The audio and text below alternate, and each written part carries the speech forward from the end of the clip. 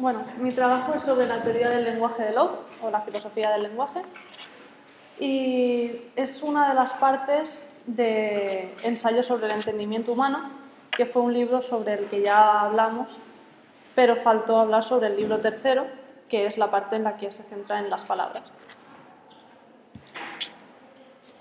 Primero quiero contextualizarlo en la época y decir que en el siglo XVII y XVIII las áreas fundamentales en las que se centran los estudios filosóficos es en la teoría del conocimiento.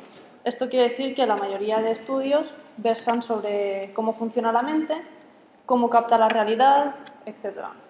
A raíz de esto surge un debate entre empiristas y racionalistas, sobre el que también se ha hablado bastante. Y bueno, los racionalistas defienden la existencia de ideas innatas y los empiristas defienden que todo conocimiento viene a través de la experiencia. Y Locke es un empirista.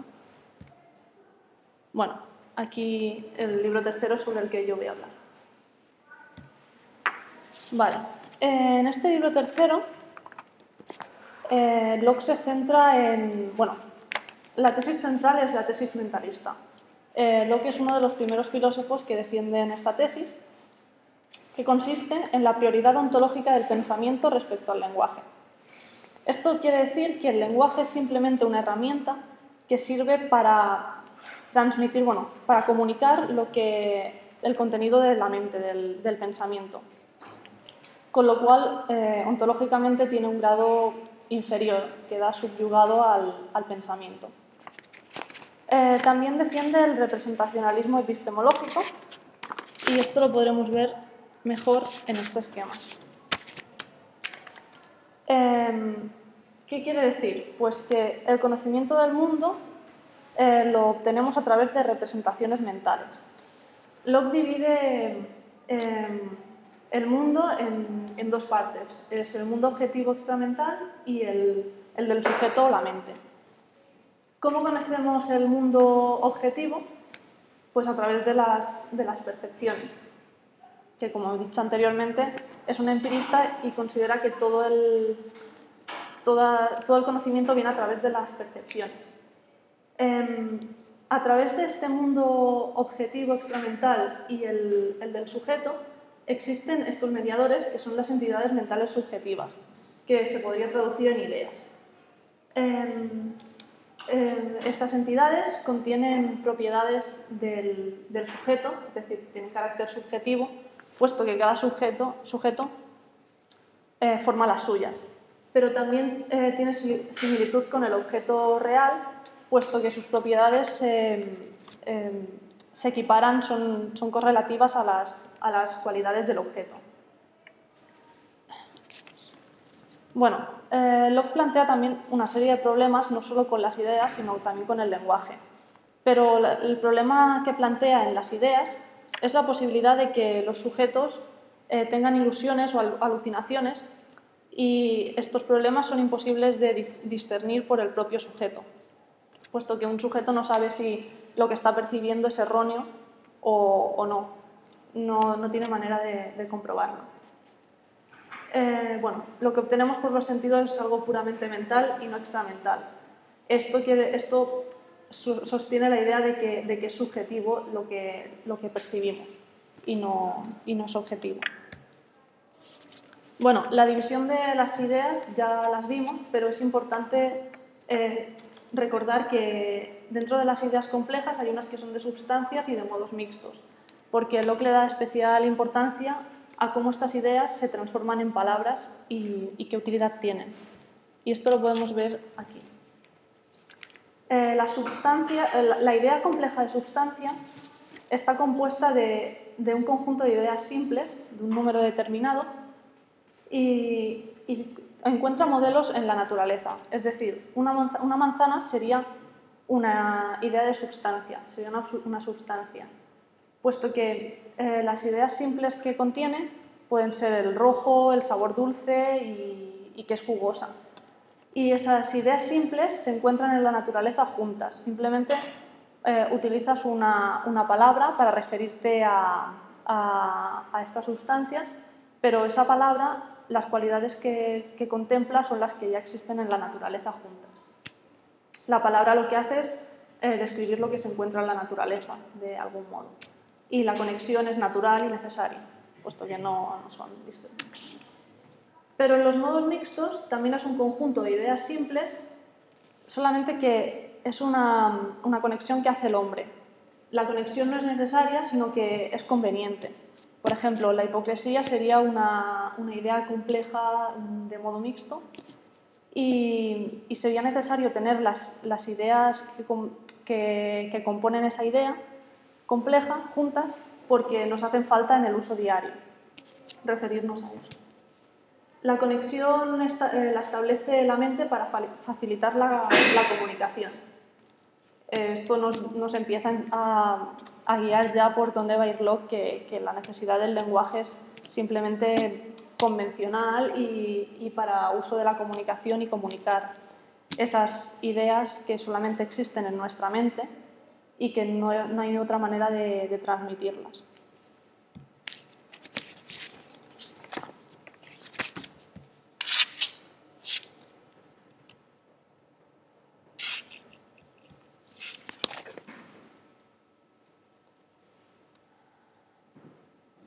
Bueno, hay una correlación entre las ideas y las palabras. Es decir, las ideas significan, las palabras significan ideas en la mente del hablante. Directamente solamente podemos conocer nuestras propias ideas y el significado de nuestras palabras. A esta tesis que presenta Locke, a que cada palabra significa una idea o un conjunto de ideas, hay un punto que quizás escapa, que es qué hacer con las palabras que significan ausencia de ideas o conexión de ideas, las partículas. En las que significan ausencia de ideas como nada, Locke dice que esto no es una excepción, que nada significa la ausencia de determinada idea, o sea que en cierta manera sí que significa una idea. Y las partículas sirven para conectar las diferentes ideas dentro de la mente. La significación de las palabras. Las palabras primeramente significan, lo que ya hemos dicho, ideas en la mente del hablante. Pero secundariamente también significan las propiedades de los objetos a los que se refieren, puesto que mantiene una relación con la esencia real del objeto. Es decir, que la palabra, aunque representa de alguna manera las cualidades físicas del objeto o de las ideas a las que se refiere. A veces las palabras también pueden significar las ideas en la mente de otras personas y, bueno, referirse quizá a unas ideas que uno mismo no tiene, pero que cree que otra persona sí tiene.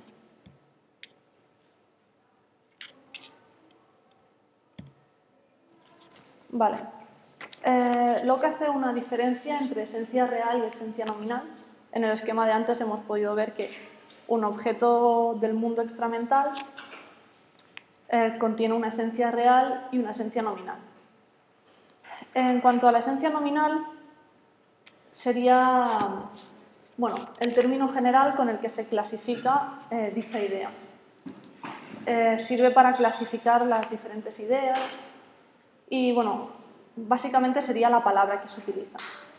Pero en cambio la esencia real en los modos mixtos es equivalente a la esencia nominal, puesto que la unión es puramente humana y no existe esa conexión en la naturaleza, solamente existe en nuestra mente y en las palabras. La diferencia de esencia nominal y real la podemos ver en el ejemplo que da Locke del oro. La esencia nominal sería la idea compleja formada por las ideas simples que la componen, es decir, brillante, amarillo, sólido. Todas estas cualidades entran dentro de la esencia nominal, puesto que con la palabra oro ya se refieren todas estas. Pero en cambio la esencia real sería la constitución o estructura interna.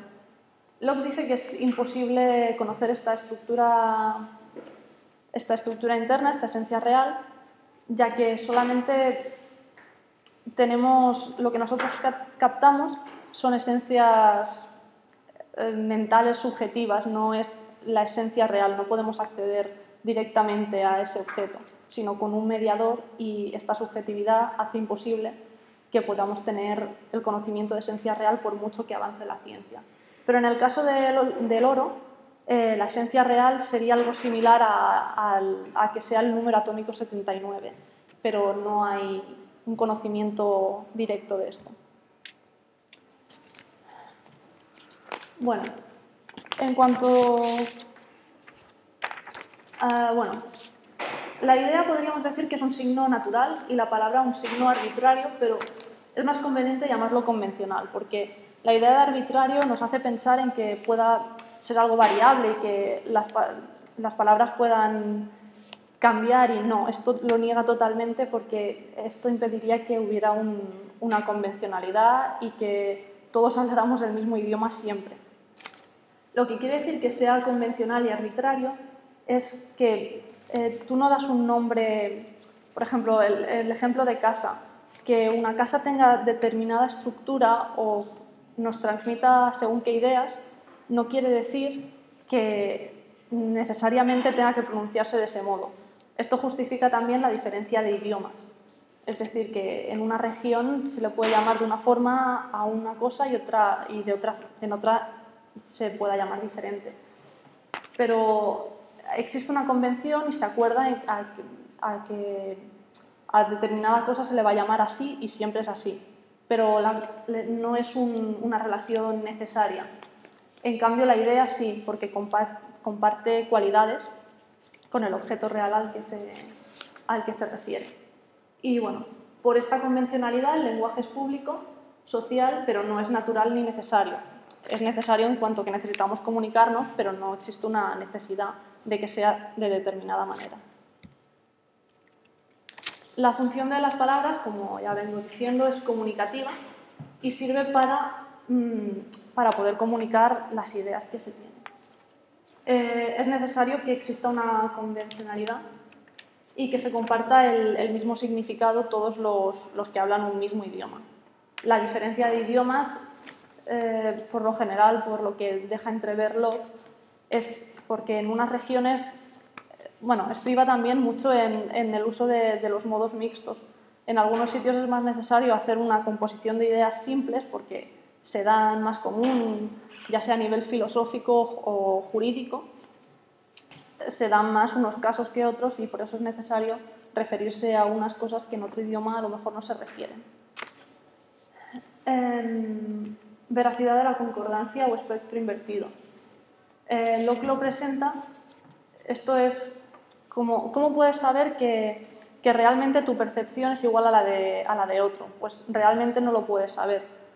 El problema estaría en que realmente no existiría convención, no existiría comunicación si alguien percibiera el color verde y le llamara verde y otra persona percibiera el mismo color pero lo llamara diferente. O sea, es decir, y realmente no puedes saber si existe ese problema.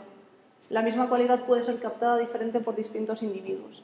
Y bueno, habría comunicación, pero sería algo puramente convencional y realmente no estarías transmitiendo la misma idea, estarías hablando de cosas diferentes.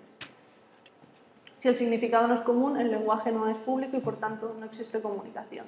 Que esto es lo que he estado diciendo. Si realmente existe un espectro invertido, supongo que un ejemplo bastante notable es el del daltonismo, que no sabe realmente, pero bueno, a efectos prácticos ese sería secundario y no importaría mucho para la comunicación. Bueno, finalmente Locke habla de los problemas que puede tener el lenguaje y los problemas las imperfecciones que puede introducir el hombre a este lenguaje. Plantea unas soluciones a estos problemas que anteriormente ha presentado y las soluciones son las siguientes. No emplear palabras sin ideas anexas, es decir, si utilizas palabras por costumbre o por el uso, pero que realmente no llevan intrínsecas una idea, pues estás hablando como hablan los loros sin ningún sentido y no estás comunicando. Con lo cual, si no sabes, tiene que ser claro, la palabra que dices tiene que referirse a ideas que están en la mente, si no, no existe comunicación. Otra solución es, la claridad y la distinción en las ideas, en las ideas simples y en las complejas, es decir, que si tú estás diciendo una palabra que se refiere a una idea simple, pues que sepas realmente de qué experiencia viene esa idea simple y que la puedas determinar. Y si estás utilizando una palabra que se refiere a ideas complejas, que puedas determinar también cuáles son las ideas simples que la componen.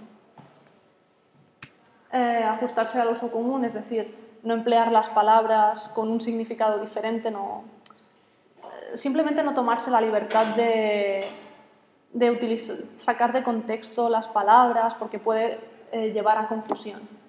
Y finalmente, lo que considero más importante es determinar el significado de las palabras en el caso de que pueda haber malinterpretación. O sea, no es necesario ser un diccionario andante y siempre ir definiendo, pero es necesario si puede ser malinterpretada la palabra. ¿Cómo hacer esto? En el caso de las ideas simples, es necesario utilizar sinónimos o por la mostración. ¿Esto qué es, pues? Si quieres explicar cuál es el color verde, referirte a la sensación o decir, pues el color verde es el color del césped, por ejemplo. Eso sería una especie de sinónimo, es el objeto real que contiene esa cualidad. Y si no, pues simplemente decir este es el color verde. En el caso de los modos mixtos, simplemente por definición. Definir cuáles son las ideas simples que componen el modo mixto y por eso es necesario tenerlo bien claro cuáles son. Y finalmente, en las sustancias es necesario por mostración y definición. Utiliza el ejemplo del hombre. El hombre físicamente tiene una estructura y si un ser no se identifica con esa estructura, pues no puede ser clasificado dentro de la categoría de hombre. Pero también tiene unas cualidades internas que son tanto más importantes como, por ejemplo, la racionalidad. Y esta idea, la de racionalidad, se tiene que definir, es necesario, no puedes enseñarlo de alguna manera. Y bueno, pues hasta aquí el trabajo de la teoría del lenguaje de Locke.